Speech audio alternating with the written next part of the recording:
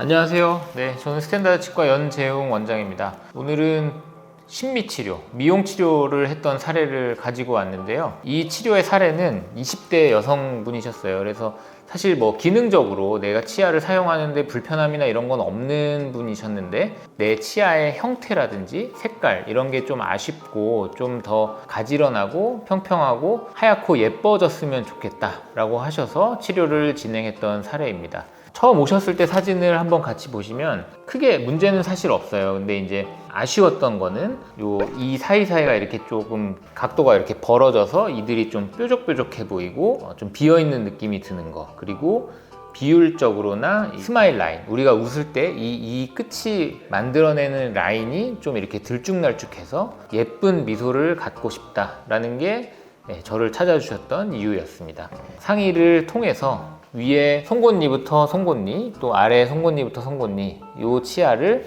라미네이트를 이용해서 치료를 하기로 했고요. 제가 이전 영상에서도 말씀을 드렸는데 현재 치아의 상태에 따라서 계획이 많이 달라질 수 있어요. 우리가 라미네이트 치료라고 하는 거는 이제 세라믹으로 만든 얇은 비니어라고 하는데, 얇은 보철물을 치아에 보이는 면에 갖다 붙여서 어떤 외형이라든지 색깔 이런 것들을 우리가 원하는 형태로 개선시키는 치료인데, 치아의 배열이나 위치가 이렇게 틀어져 있는데, 예를 들면 덧니가 심하게 이렇게 나와 있는데 그 치아를 라미네이트로 치료한다라고 하면 이 치아의 위치를 변화시킬 수는 없기 때문에 개선의 그 폭에 한계가 있을 수 있고요. 그런 경우에는 교정적인 이동을 통해서 치아를 좀 더 가지런한 배열로 만들어 놓고 치료를 한다거나, 시간과 뭐 이런 것들이 좀 부족한 분들의 경우에는 조금 더 공격적인 보철 치료, 예를 들면 신경치료를 의도적으로 하고 삭제를 통해서 어느 정도 배열이라든지 위치를 맞춰 놓고 그 다음에 세라믹 보철물로 외형을 회복하는 방식으로 치료를 할 수 있습니다.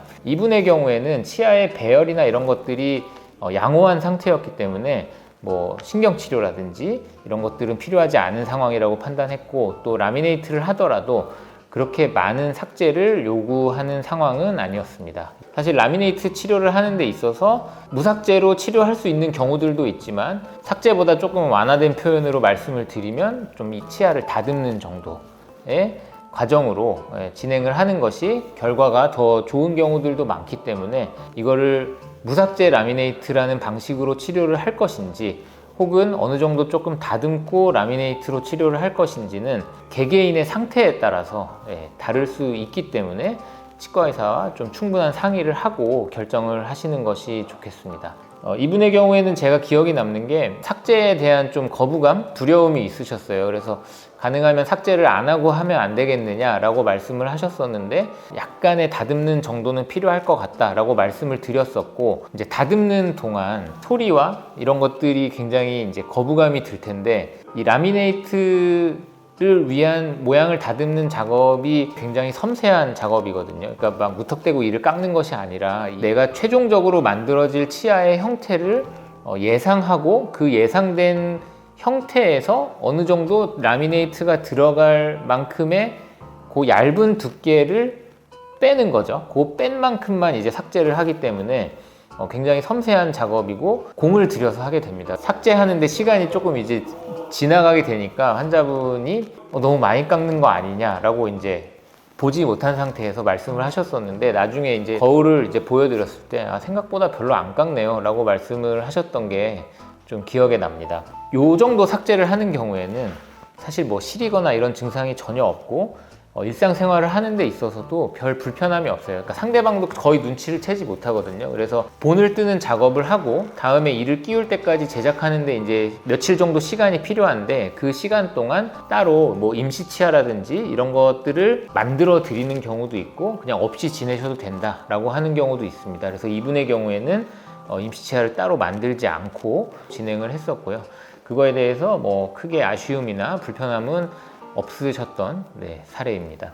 이제 이 사진은 만들어 온 라미네이트를 입안에 장착을 하고 찍은 사진인데 아주 만족하셨어요. 특히 어떤 색깔, 형태 이런 부분의 개선이 아주 예쁘고, 라미네이트의 장점 중에 하나는 라미네이트에 사용되는 세라믹이라는 재료가 우리 잇몸하고 생체적인 친화성이 아주 좋기 때문에 보철물을 장착하고 나서 그 주변이 잇몸이 이렇게 불긋불긋하게 염증이 생긴다든지 그런 것들이 거의 없고, 사실 시간이 지날수록 주변 잇몸이 더 자연스럽게 자리를 잡는 것을 볼 수 있습니다. 그래서 뭐 라미네이트에 대해서 안 좋은 경험을 이렇게 어디서 듣거나 하셔서 이거 뭐 하면 안 되는 치료 아니야 라고 생각하시는 분들도 있는데 꼭 그런 건 아닙니다. 그리고 사실 이분도 이거를 하지 않았다면 살아가는데 별 지장이 없었겠죠. 근데 본인이 좀 아쉬웠던 부분, 그리고 미용적인 개선을 통해서 내가 좀 더 사람들 앞에서 자신 있게 웃을 수 있고 또 내가 삶을 살아가는 자세가 더 당당하고 좋아진다면 저는 그거는 충분히 의미가 있는 치료라고 생각하거든요.